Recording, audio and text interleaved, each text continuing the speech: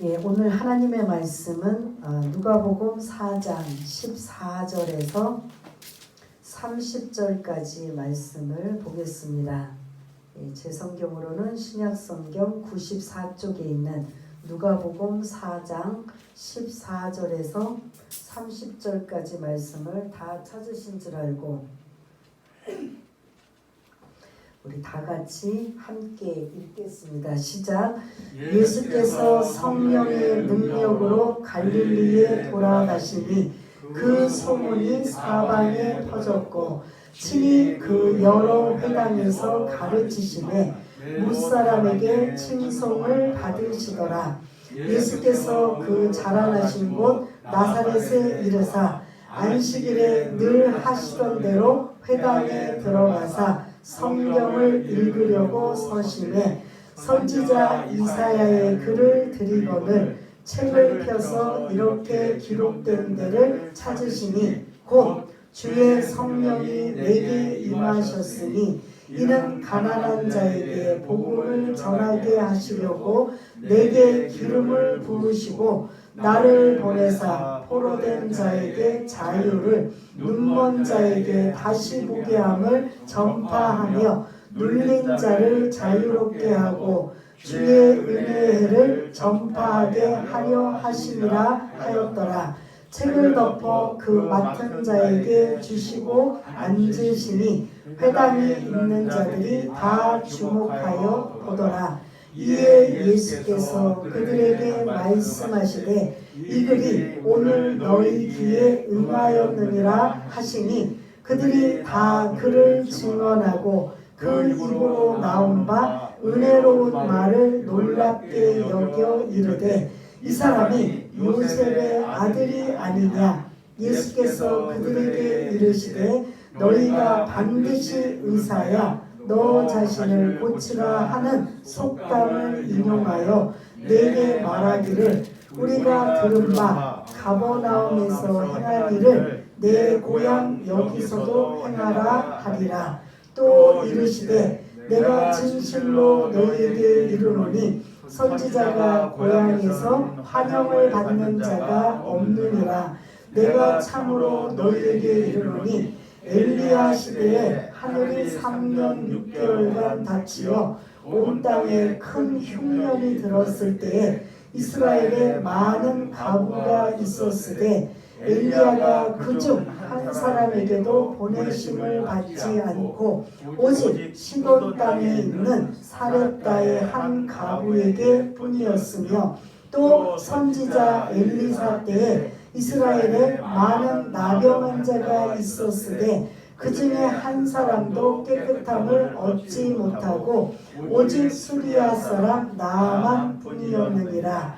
회당에 있는 자들이 이것을 듣고 다 크게 화가 나서 일어나 동네 밖으로 쫓아내어 그 동네가 건설된 산 낭떠러지까지 끌고 가서 밀쳐 떨어뜨리고자 하되 예수께서 그들 가운데로 지나서 가시니라. 아멘. 오늘 핵심의 말씀은 18절 19절에 있는 주의 은혜의 해라는 이러한 그런 말씀을 가지고 나눌 텐데요. 사실 이러한 말씀을 나누면서 앞뒤 이런 전후좌우의 그런 상황, 배경을 좀 먼저 나누려고 합니다. 14절, 15절을 띄워주시면 이제 예수님이 세례를 받으시고 그리고 마귀에게 시험을 받으셨을 때 말씀으로 이기시고 이제 본격적으로 14절부터 공생의 사역을 시작하고 계시는 걸 볼 수가 있습니다. 그런데 그 공생의 사역의 시작이 14절을 보니까 어디에 지역이 나오죠? 지명이 갈릴리입니다.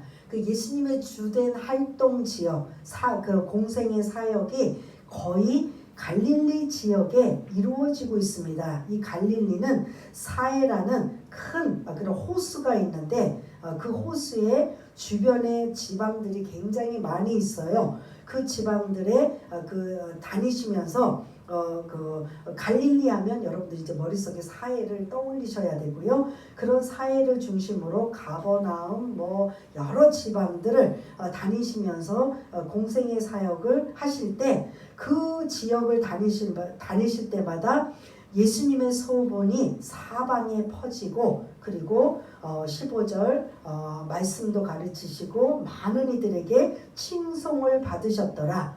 이 공생의 사역을 갈릴리에서 하실 때 거의 좋은 예수님에 대한 좋은 그런 일들이 많아요. 나쁜 일들이 많아요. 예? 이 갈릴리 사역에서 공생의 사역을 하실 때 엄청나게 천국 복음을 가르치시고 귀신도 쫓아내시고 기적을 행하시고 그래서 많은 이 지역에 있는 사람들이 그런 칭송을 하였다 할 정도로 예수님이 갈릴리 사역을 엄청나게 이제 감당하시는 걸 볼 수가 있는데 이제 16절부터가 이제 본격적이에요. 이제 갈릴리 지역에서 좀 더 떨어진 그 근방이에요. 사실은 좀 더 떨어진 16절에 보니까 또 새로운 지명이 등장해요. 어디가 등장하죠? 나사렛. 여러분들이 너무나 잘 알고 있는 나사렛은 어느 곳이다? 예수님이 태어나신 곳이에요. 그러니까 엄밀히 말하면 태어나신 곳은 베들레헴이고 호적하러 내려와서 베들레헴이라는 아버지 그 본적을 따라와서 어쩔 수 없이 베들레헴에서 태어났지만 잠깐 며칠 동안이고 사실은 그 어린 시절의 모든 생활 잘하신 곳은 오늘 지명 어디다? 나사렛인 거죠. 그래서 나사렛에서 어린 시절을 보내시고 또 그리고 성인식도 하시고 거의 30세 공생의 사역을 하시기 전에 그의 모든 나머지 30년을 어디서 보내셨다? 나사렛에서 보내신 거예요. 그러다 보니까 나사렛 사람들은 예수님을 뭐 어린 시절이나 이런 건 모르겠지만 조금씩 그 동네가 옛날 우리가 생각해보면 고대 옛날 시골 동네면 웬만한 사람은 다 누구누구 아무개 집에 숟가락 몇 개까지 다 알을까요? 뭘까요?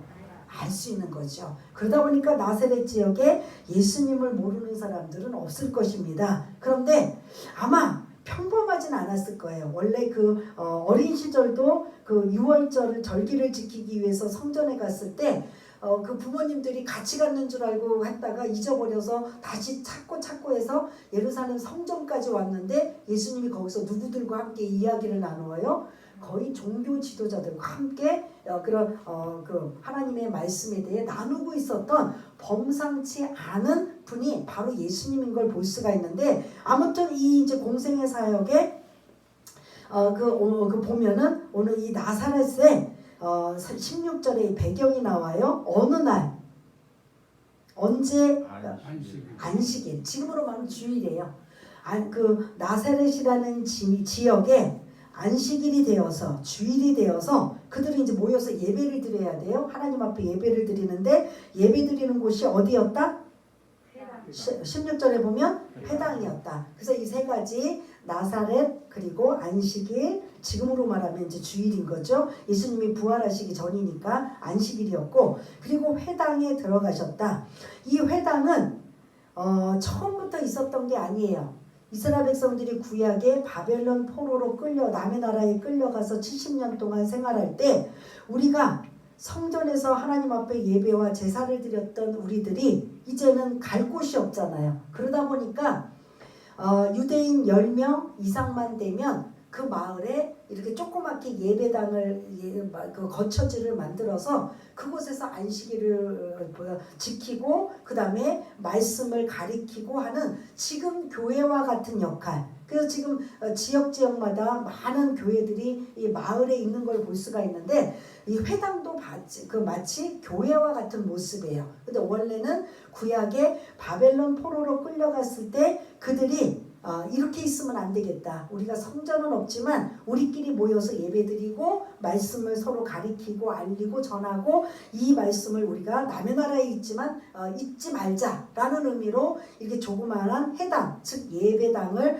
만들어 놓고 그들이 예배드렸던 그것이 이제 그때부터 계속 이어져서 고국으로 돌아와서도 그 마을에 10가구 이상만 되면 이런 예배당 교회를 만들어 놓고 거기서 이제 안식일을 지키고 있는 이런 상황이 오늘 16절에 있는 배경인 걸 볼 수가 있습니다. 그래서 원래 바벨론 포로 전에는 회당이라는 이런 단어가 없었습니다. 근데 그 이후로 있었다라는 것, 그리고 그때부터 계속 이스라엘 백성들, 유대인들은 자기네들이 어디 외국에서 모여 살아도 이 유대인 10명만 되면 외국에서도 이런 회당을 만들어 놓고 그들이 예배를 드리고 말씀을 가리키고 하나님을 잊지 않는 이러한 모습을 볼 수가 있습니다. 그래서 이제 회당에 예수님이 안식일이 되니까 들어가셔서 이제 예배를 드리기 위해서 들어가셨는데, 그 회당의 그 큰 틀은 지금 우리랑 거의 약간씩은 다르지만 다를 바가 없어요. 근데 반드시 이들은 꼭 잊지 않고 하는 건 신명기 6장 4절에서 9절까지 말씀은 매일 안식일마다 예배드릴 때 공동 성경이에요. 그 쉐마 이스라엘아 들으라.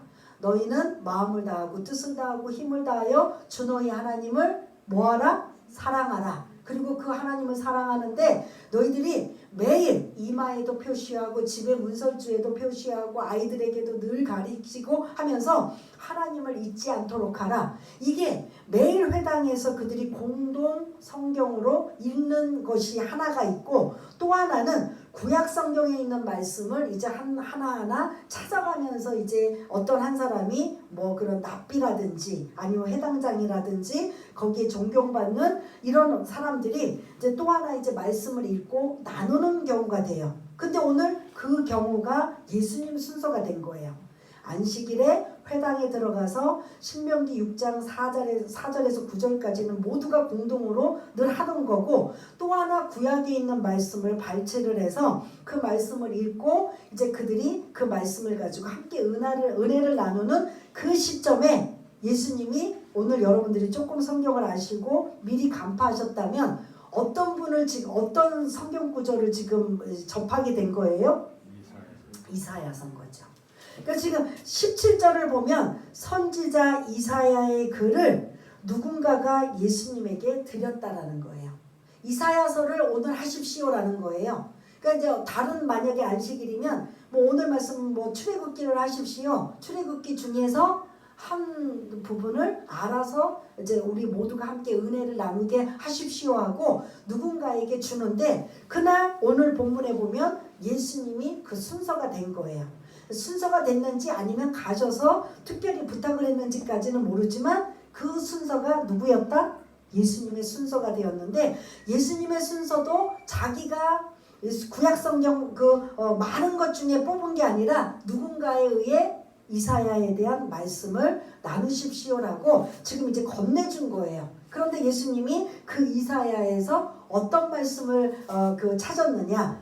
이사야서 61장 1절 2절에 있는 말씀이 오늘 본문 18절 19절에 있는 말씀인 걸 볼 수가 있습니다. 그래서 18절 19절이 오늘 핵심적인 말씀이에요. 요 앞에 있는 배경 기억들 하시나요? 어느 날에? 안식일에. 지금 말하면 어느 날? 주일날에. 어디서? 회당에서. 그리고 지명은 어디서? 예수님이 자라신 환경인 나사렛이라는 지명에 주일이 되어서 안식일이 되어서 회당에 들어가서 이제 예수님에게 말씀을 좀 선포해 달라고 부탁을 받는 거예요. 그런데 그들이 어떤 말씀을 주셨느냐? 어떤 말씀 주셨어요? 이사야서를 주신 거예요. 근데 그 이사야서에서 엄청 길잖아요. 장수가 굉장히 많아요. 그런데 그 이사야서에서 특별히 예수님이 61장 1절 2절에 근거한 오늘 본문 18절 19절에 있는 말씀을 쭉 읽으신 거예요. 주의 성령이 내게 임하셨으니, 주의 성령이 내게 머리부터 발끝까지 충만하게 임하셨으니, 그 임하신 주의 성령의 은혜와 능력으로 가난한 자에게 복음을 전하게 하시려고 성령의 기름 부심이 물 붓듯이 부어졌다라는 거죠. 그 다음에 복음을 전하게 하시려고 내게 기름을 부으시고 나를 보내사, 여기에 내게 나라는 이 단어 속에 다 누구를 연상시켜야 되냐면 예수님을 연상시켜야 된다는 거죠. 나를 보내사 포로된 자에게 자유를, 눈먼 자에게 다시 보게 함을 전파하며 눌린 자를 자유롭게 하고, 그 다음에 19절 주의 은혜의 해. 이게 이제 구약에서는 희년이라고 해요. 여러분 안식년 들어보셨나요? 안식년은 몇 년마다 있는 거죠? 7년마다. 그래서 7년은 그들이 이스라엘 백성들이 7년만 되면 모든 농사를 다 스톱을 시켜요. 그래서 그냥 뭐 풀이 우거지든 알아서 그 전에 그 씨가 남아있든 뭐든 알아서 자라도록 일단 그 땅이든 뭐든 다 스톱을 해서 쉬게 하는 안식년인 걸 볼 수가 있습니다. 근데 그 7년마다 일어나는 안식년에 곱하기 7을 하면 몇 년이 돼요? 49년도 이제 안식년인데 그 이듬해 50년째는 희년이라고 해서 모든 것으로부터 해방이에요. 처음에 하나님께서 이스라엘 백성들이 그 가나안 땅에 들어갔을 때 자기네들이 수고하고 노력해서 땅을 분배받았나요? 아니에요. 각 12지파를 하나님이 아주 그냥 정확하게 억울함이 없이 땅을 다 분배를 해주셨어요.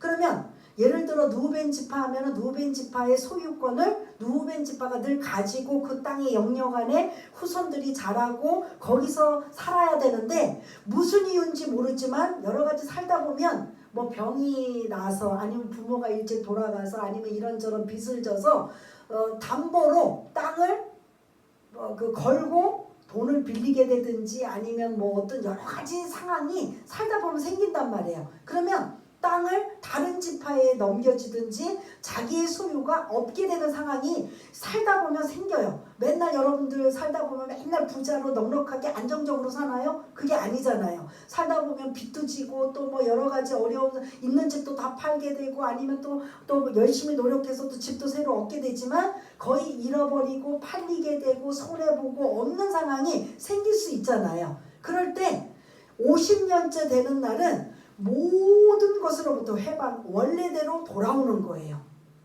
땅도 돌아오고 그리고 생각지도 못하게 돈을 못 갚아서 자기 아이들이든지 아니면 누구든 뭐 종으로 팔려가든지 했던 이런 모든 상황도 원래의 상태로 종에서 자유함을 얻게 되는 게 이게 희년 50년째 되는 날이라는 거예요. 그래서 성경에서 50년째 되는 날은 뭐 주인이 억울하든 상관없이 종들도 자유롭게 노아해줘야 되고 땅도 반드시 누군가의 그런 돈을 빌려주다가 못 받았으니까 자기 땅이 됐지만 그 땅도 원래 임주인에게 돌려주는 모든 것으로부터 해방이 주의 은혜의 해인 걸 볼 수가 있습니다.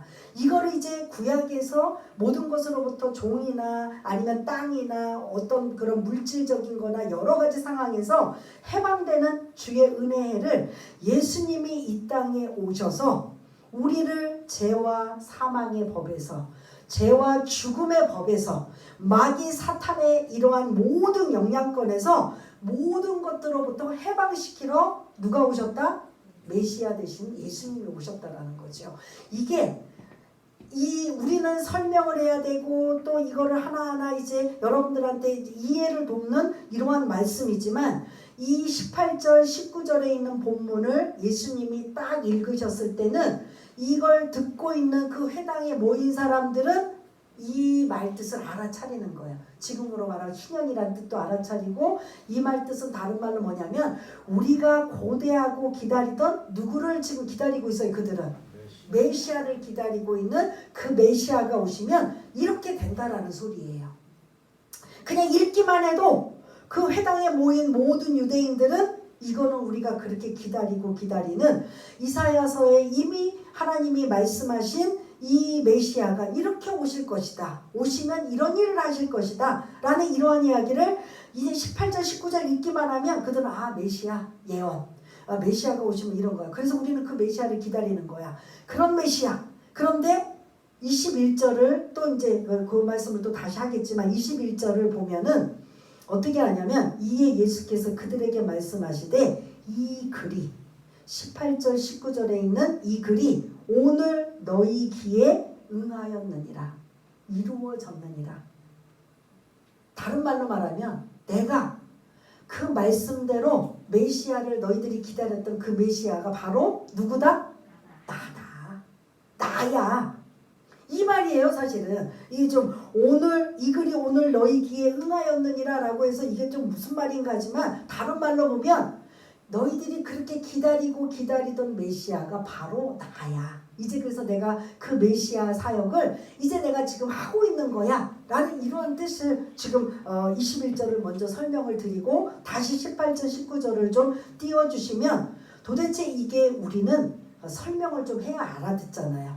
이 사람들은 지금 이러한 모습으로 살고 있지만 메시아가 오시면 우리는 다 이제 불행 끝 행복이 시작된다라는 걸 이들은 너무나 잘 알고 있어요. 그런데 우리는 이 이방인 출신으로 이 말씀을 모르니까 이거를 좀 이제 좀 자세하게 설명을 좀 나누어야 된다라는 거죠.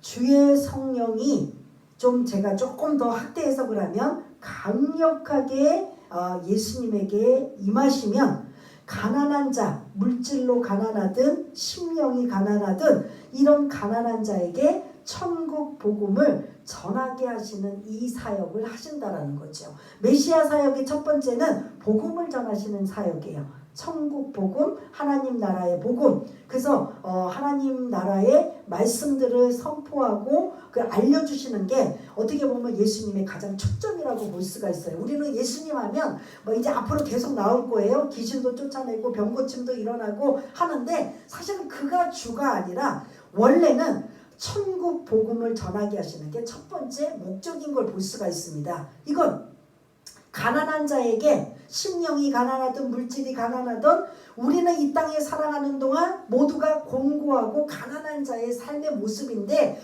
그런 우리에게 하나님 나라 천국 복음을 우리에게 전해주신다라는 거죠. 소망을 주신다라는 거죠. 이 땅이 다가 아니고 이 땅에 이런 그런 찌들어 살고 고통스럽게 살고 괴롭게 사는 이 땅이 다가 아니라 우리의 영원한 천국인 그 복음을 예수님이 오셔서 전하셔서 그 소망을 갖게 하는 이러한 일을 첫 번째 예수님 메시아가 오시면 이 사역을 하신다라는 거고, 두 번째는 또 기름 부으심이 우리 그 예수님을 믿는 자에게 임하는데요. 포로된 자에게 자유를 주신다라는 거죠. 억압되고 눌리고 그런 어떤 여러 가지의 상황 속에서 그런 마귀 사단에 의해 포로된 이러한 상황을 예수님을 통해서 자유케 되는 놀라운 역사가 일어난다라는 거죠.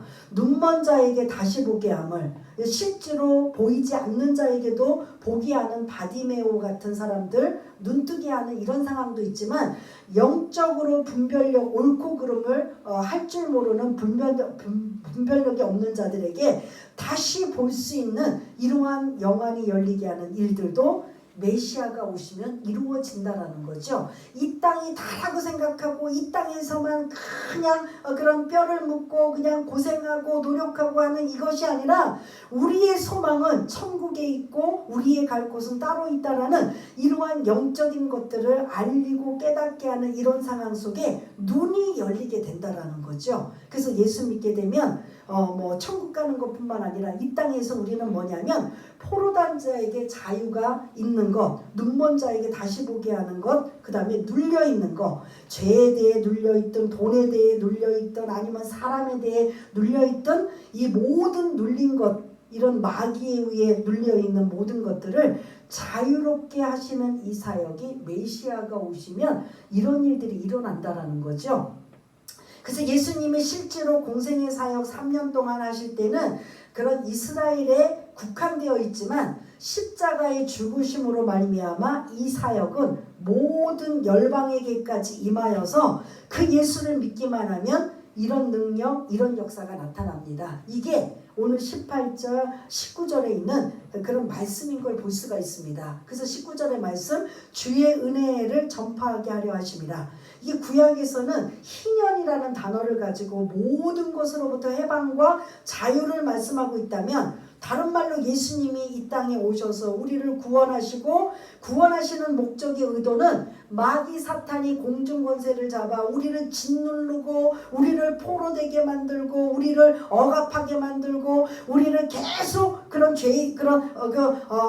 구원받지 못하도록 하나님의 자녀로 살지 못하도록 여러 가지 하는 모든 일들을 십자가의 보혈의 피 공로 의지하여 우리가 살아갈 수 있는 그런 붙잡을 수 있는 이러한 은혜를 주님이 이제 메시아가 오셔서 하신다라는 거죠. 그래서 저와 여러분들은 이제 예수님이 실제로 이 본문 속에서는 공생의 사역을 하지만 이 모든 것들의 완성, 우리들에게까지 이르는 건 십자가의 죽음에서 이 일들이 다 이루어진다는 겁니다. 그런데 그 일들이 이 유대인들이 해당해서 이 말씀을 들을 때는 이 말씀은 누가 오셔야 이 일들이 이루어진다?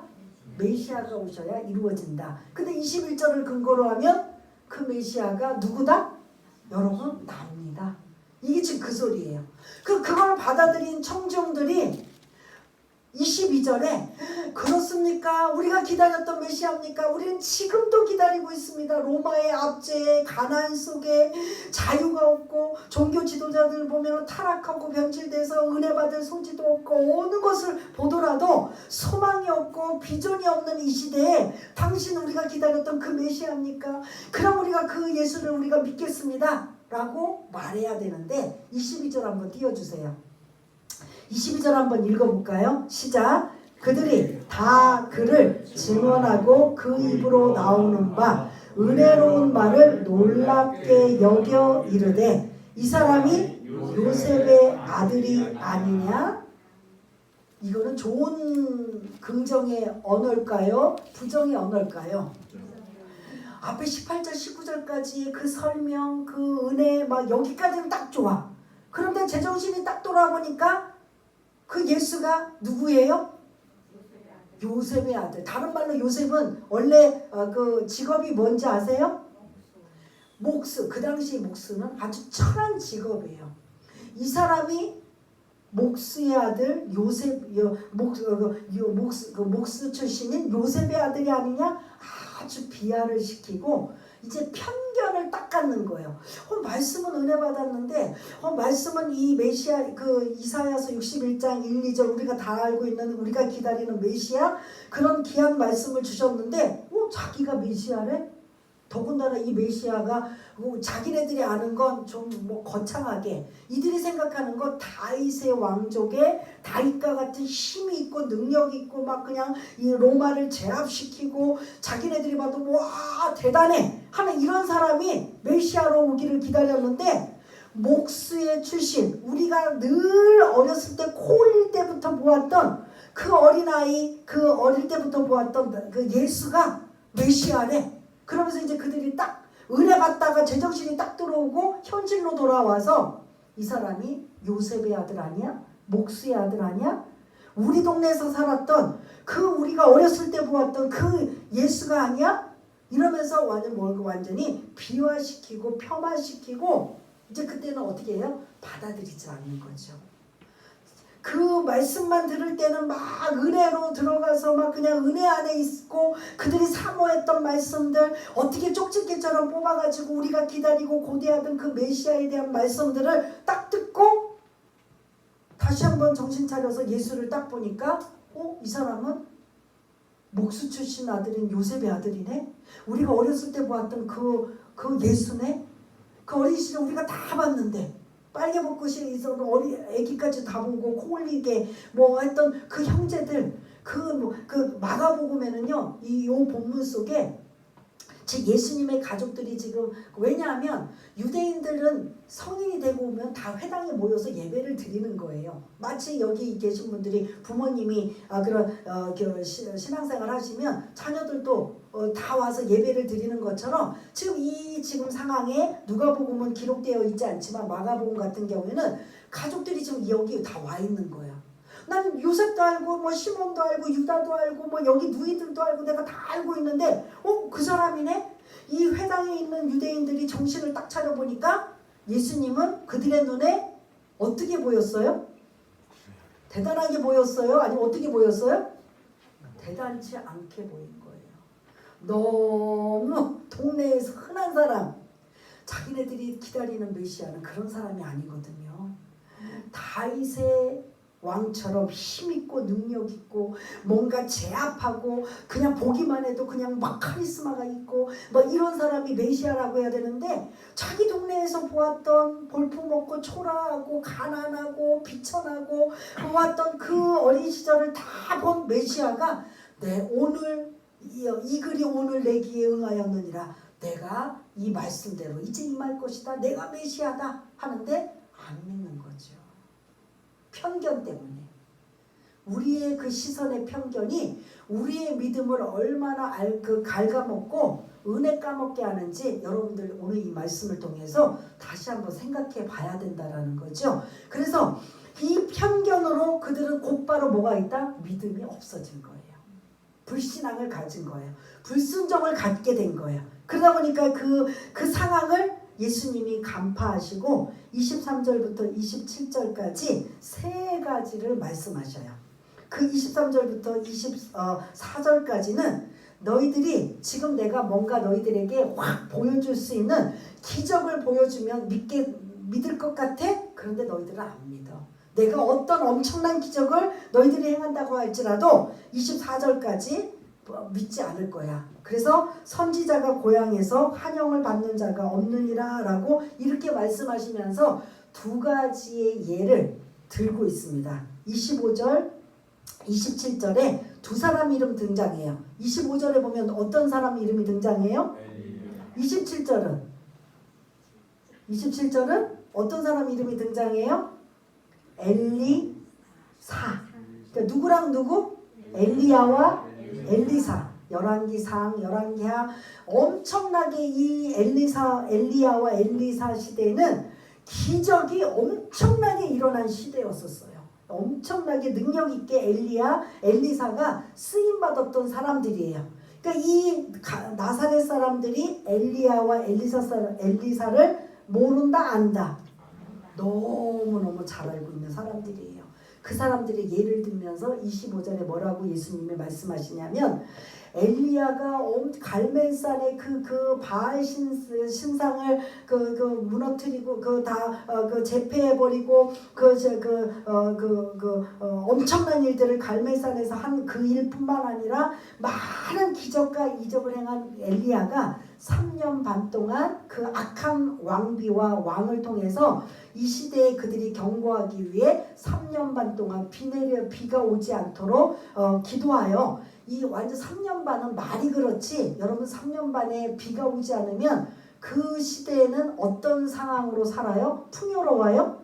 기근, 흉년, 이제 나중에 1년, 2년 지나면 먹을 것이 없는 그런 시대란 말이에요. 그런데 그 엘리야가 엄청나게 능력을 행하고 기적을 행하는 이들에게 환영을 받지 못하고 제대로 얻어먹지도 못하고 어디까지 갔다?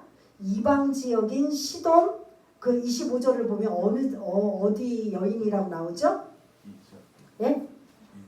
이제 26절에 보면 오직 26절 엘리야가 그중 한 사람에게도 보내심을 받지 않고 3년 6개월 동안 기근과 흉년이 들어 선지자인 엘리야가 그 고국에 있는 사람들에게 전혀 환영받지 못하여서 누구에게 환영을 받았느냐? 오직 시돈, 남의 땅, 이방 땅에 있는 사렙다의 한 가부에게 뿐이었다.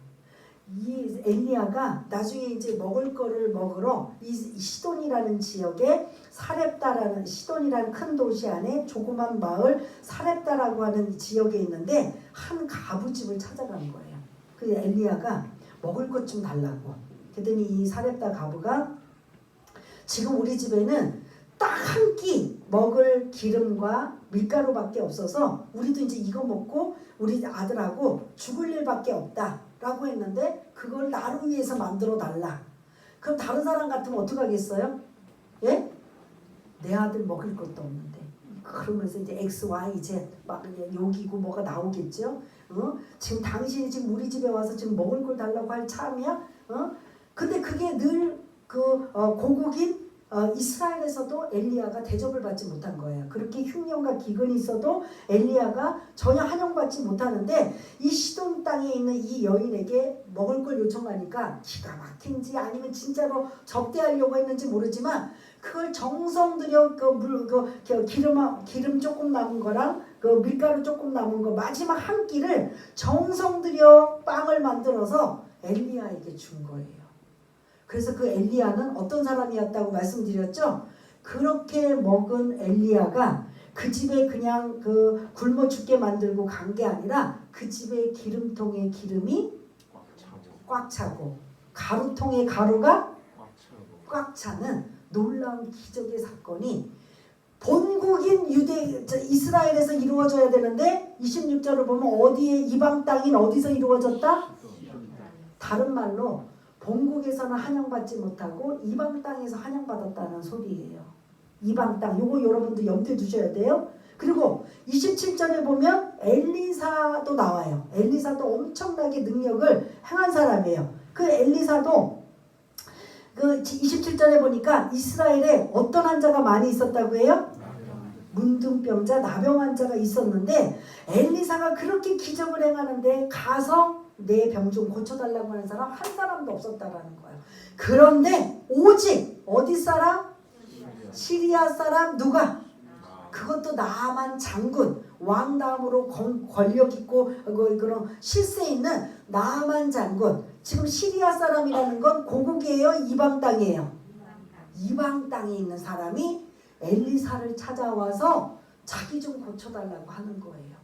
여기에 공통점을 찾으셔야 돼요. 엘리야와 엘리사는 그 당시에 엄청나게 하나님의 능력을 행한 기적의 그런 일들을 많이 행한 사람이에요. 그런데 정작 본국에 고국에 있는 자기 동족에 있는 사람들에게 도움을 받은 적도 그리고 고쳐달라고 한 적도 없고 다 누가 해결해 주셨다?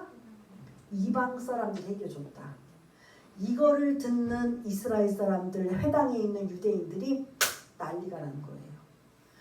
이들의 자부심은 이스라엘 사람들의 자부심 알지요? 우리가 로마서에서도 말씀드린 것처럼 자기들의 자부심은 아브라함의 후손이고 하나님의 백성들이고 자녀라는 이 자부심이 엄청나요. 근데 거기 이방하면 그들은 그 이방을 뭐라고 생각한다고 늘 로마서에서도 말씀드렸죠? 개, 돼지와 같은. 개, 돼지와 같은 자를 여기 예수님이 사렙당하고 그리고 시리아 사람 나아만 장군의 이름을 탁 들쳐오르면서 그들은 환영했다. 그들은 구원받았다. 그들은 살아났다. 그럼 너희들은 뭐냐? 라고 받아들이는 유대인, 그 회당에 있는 유대인들이 그거 가지고 그래 우리가 잘못했어. 우리가 편견, 예수님에 대한 편견도 우리가 잘못 생각한 거야. 우리가 왜 자꾸 이런 생각으로 들어서 은혜를 못 받지? 라고 아니라 분개와 적개심을 가지고 비교를 해도 누구랑 비교를 해? 누구랑? 예? 개돼지. 누구랑 비교를 해? 이방과 비교해 어디 감히 이러고 그냥 확 분노를 표출하며 예수님을 막 바깥으로 동네에서 쫓아내고 어디까지 갔다고요? 낭떠러지 거기에 밀어서 떨어뜨려 죽이려고까지 하는 이런 일들이 회당에 있는 경건한 유대인들의 모습이라는 거죠. 이게 오늘 본문이에요.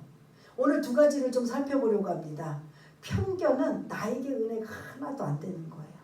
내가 은혜 받는데 저 사람이 조금 그러네, 좀 왜소하네, 별 볼 일 없는 것 같으네. 그러나 그 사람의 성령께서 강력하게 역사하시고 임재하시고 충만한 그런 사람이라면 그분을 통해서 하나님의 일을 하실까요? 안 하실까요? 그러한 일들을 여러분들 편견을 늘 버리시길 바라겠습니다. 우리는 어떤 조건이 꼭 그렇게 갖춰져야 그게 맞는 것 같고 이들처럼 다윗의 후손으로 왕족으로 아주 엄청나게 귀하게 이런 영향력을 끼칠 만한 사람이니까 맞아 합리화시키면서 그런 사람이 되어야 돼 라고 하는 게 아니라 보잘것없고 늘 곁에서 같이 보고 목수의 아들로 아주 가난에 찌들려 살았던 사람이라 할지라도 성령에 강력히 기름 부어 그 사람이 온전하게 쓰인다면 우리는 그 편견을 버려야 될 줄 믿습니다. 또 하나는 뭐냐? 믿음 없는 관계로 이들은 어떻게 해요? 선지자가 고향에서 환영을 받지 못한다. 이런 이야기를 엘리야와 엘리사의 예를 들었다면 그때라도 늦지 않고 꼬꾸라져야 되는 거예요. 주님, 우리의 그런 분별력 없음을 용서하여 주옵소서. 그렇습니다. 우리가 엘리야와 엘리사 때처럼 고국에 그들을 환영하지 못하고 인정하지 못해서 그냥 늘 옆에 흔하게 있는 사람이니까 언제라도 이런 사람이 있겠거냐고 생각해서 내가 직접 그분에게 요청하고 도움을 요청해서 내가 치유받거나 해결받거나 이런 적이 없습니다. 주여 용서하여 주옵소서라고 만일 회개하고 긍휼을 구했다면 이 회당에는 예수님이 계시기 때문에 어떤 일이 일어날까요? 놀라운 일이 일어날 수밖에 없습니다. 그런데 그들은 오히려 엘리야와 엘리사의 이야기를 듣고 회개하고 깨닫기보다는 분개하고 아주 그냥 그 분노하여서 예수님을 죽이려는 데까지 갔던 이 아주 위험천만한 상황이 오늘 본문의 내용이라는 것을 여러분들이 생각하면 여러분들 우리의 마음의 심령이 늘 가난해야 돼요. 주님, 내 마음이 심령이 가난합니다.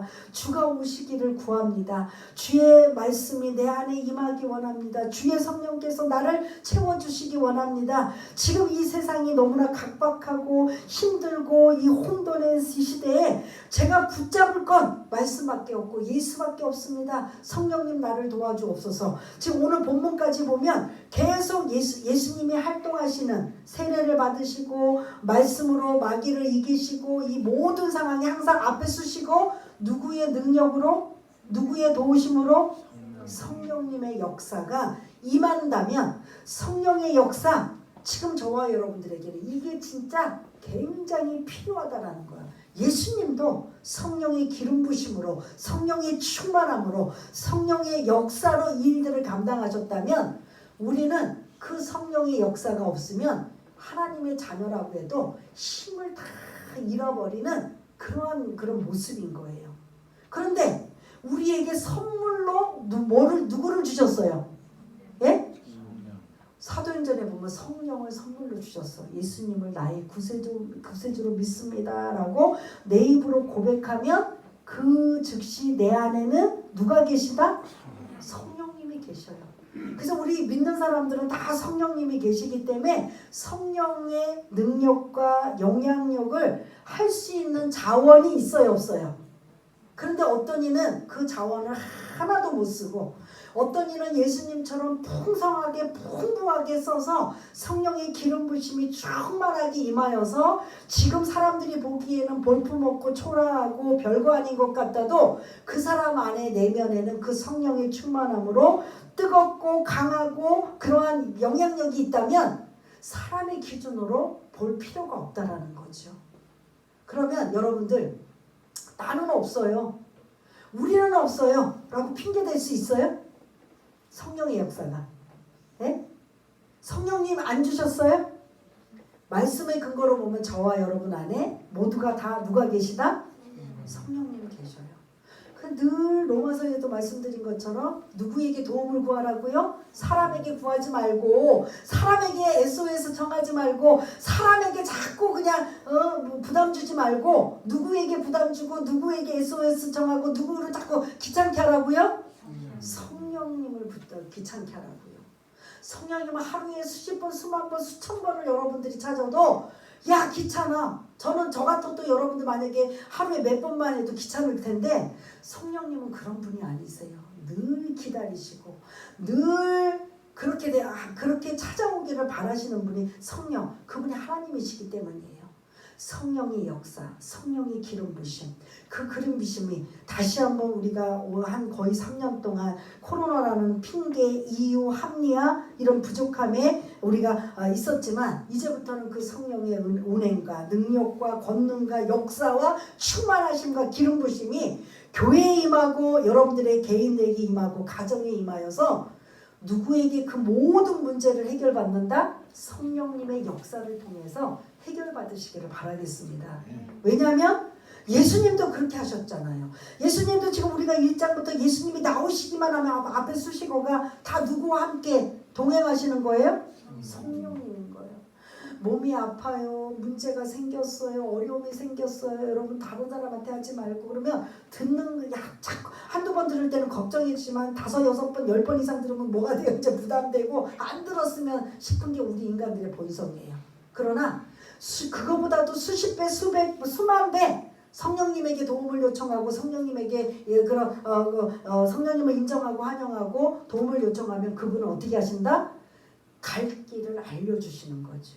지금 당장 금 나와라 뚝딱, 은 나와라 뚝딱은 아니어도 지금 이거는 이렇게 풀면 어떻겠니? 이건 이런 식으로 가면 어떻겠니? 이건 지금 이렇게 하면 좋겠다. 어떤 때는 멈춰라, 어떤 때는 진행하라, 어떤 때는 뒤로 돌아가라. 그 모든 것들을 우리의 모든 갈 길을 인도하시는 성령님이 알려주신다라는 거죠. 그분은 우리의 앞뒤 전후좌우 과거 현재 미래를 다 보고 계시기 때문에 완벽한 그분한테 의지해야 되잖아요. 사람 의지할 거 없어요. 돈 좀 있는 사람, 힘 좀 있는 사람, 뭐 어떤 그런 권력 있는 사람 의지할 필요가 없어요. 우리를 만드시고 우리를 창조하시고 우리를 마지막까지도 함께 하시는 과거 현재 미래를 다 알고 계시는 누구에게 의지해라? 성령님을 의지하시길 바라겠습니다. 여기 계시면 저도 마찬가지고 여러분들 마찬가지고 문제 있고 기도 제목 있고 해야 될 일이 있는데 그건 우리가 함께 중보기도하면서 힘을 얻고 같이 나가지만 근본적인 건 누구로부터 이 문제를 해결받느냐? 성령님을 통해서 해결받는 저와 여러분 되시길 바라겠습니다. 왜냐? 18절 시작도 주의 성령이 내게 임하셨으니 예수님이 메시아 되시라고 그냥 나는 내가 이제 메시아니까 가난한 자에게 복음을 전하고 그리고 포로된 자에게 자유를 눈먼 자에게 다시 보게 함을 전파하며 눌린 자를 자유롭게 하는 일을 내가 할 것이다가 아니라 반드시 전제 조건이 뭐였어요? 주의 성령이 내게 임하셨으니 예수님도 이렇게 일하시면 우리는 더 해야 될까요? 안 해야 될까요? 더 많이 예수님도 충만하게 임하시는 성령님의 도우심이면 저와 여러분들도 그 성령님의 도우심으로 충만하게 그래서 여러분들이 그렇게 성령의 능력과 성령의 도우심과 성령의 인도하심으로 문제 해결 받으시고 힘있게 능력있게 살아가시고 세상의 모든 환경 보고 그냥 요지부동 할 것이 아니라 흔들리지 않고 말씀 위에 굳게 서서 예수님 한 분만을 바라보며 그분이 십자가의 죽으심으로 나를 살리시고 나를 또 나를 통해서 또 하나님 행하실 일을 또 기억하며 그 모든 일을 감당하는 성령님이 나와 함께 하시니 나는 조금도 두려워하거나 염려하거나 근심할 필요가 없는 거지요. 수고하고 무거운 짐진 자들아 다 내게로 오라 라고 말씀하신 예수님의 말씀, 진리가 너희를 자유케 하리라는 예수님의 말씀을 의지하여 성령의 능력으로 힘있게 사는 저와 여러분 모두가 다 되시기를 바라겠습니다. 우리 한번 잠시 반주에 맞춰서 한번 기도하는 시간을 갖기 원합니다. 성령님, 예수님도 성령님의 도우심을 의지했다면 우리 안에 내 안에 계신 그 성령님의 힘으로 능력으로 살기를 원합니다 라는 그 마음을 가지고 우리 한번 결심과 다짐과 도움을 갖는 우리 모두가 되시길 바라겠습니다. 하나님 아버지 은혜를 감사합니다. 예수님께서 나사렛이라는 회당에 들어가셔서 말씀을 나누시는데 이사야서 61장 1절 2절의 근거인 오늘 18절 19절에 있는 말씀, 성령이 내게 임하셨으니 이는 가난한 자에게 복음을 전하게 하시고 나로 또한 성령의 기름을 부어 아버지 하나님 포로된 자에게 자유를, 갇힌 자에게, 아버지 눌린 자에게, 아버지 하나님 눈먼 자에게 다시 보게 함을 아버지 하나님 성령의 은혜와 능력으로 이 사역을 예수님도 감당하신다면 지금 우리는 그 예수님을 통하여 구원받은 우리에게 성령을 선물로 받아 성령의 은혜와 능력과 권능과 충만으로 살아갈 수 있도록 주님 도와주옵소서. 사람들의 아버지 하나님 시선을 편견을 갖지 않게 하여 주옵소서. 그 사람에게 성령의 능력으로 살고 있는가, 성령의 은혜로 살고 있는가, 성령의 충만함으로 살고 있는가, 그거를 볼 줄 아는 영안을 열 자는 영안이 열리는 귀하고 복된 자 될 수 있도록 도와주시며 우리 안에 그 성령님의 도우심으로 말미암아 언제든지 꼬꾸라지고 넘어지고 하나님 앞에 회개하며 용서를 구하며 하나님 잘못했습니다. 하나님 용서하여 주옵소서. 나를 살리시고 다시 일어나게 하시고 다시 힘을 얻게 하시고 다시 은혜가 충만케 하시는 그 성령님의 힘으로 다시 일어나기 원합니다. 다시 은혜가 임하기 원합니다. 이전에 첫사랑을 회복하기 원합니다. 사람을 바라보지 않게 하여 주옵소서. 환경을 바라보지 않도록 도와주옵소서. 여러가지 모든 상황을 아버지를 바라보지 않는 그런 편견에서 벗어나 오직 성령의 은혜 성령의 능력만으로 살아갈 수 있는 우리 모두가 될 수 있도록 주님 도와주시옵소서. 하나님 아버지, 성령님의 도우심으로 다시 일어나기 원합니다. 다시 힘을 얻기 원합니다. 다시 그 성령님의 능력으로 예수 십자가의 끈을 놓지 않고 끝까지 주님 오시는 그날까지 낙심하거나 좌절하거나 염려하거나 근심하지 않고 성령님을 선물로 주셨사오니 그 선물인 성령님의 도우심과 능력과 권능과 권세로 이 땅에서 넉넉히 믿음을 가지고 승리하며 살아갈 수 있는 우리 모두가 될 수 있도록 주님 도와주옵소서. 모든 것 감사드리오며 사랑이 많으신 예수님 이름으로 기도드리옵나이다. 아멘.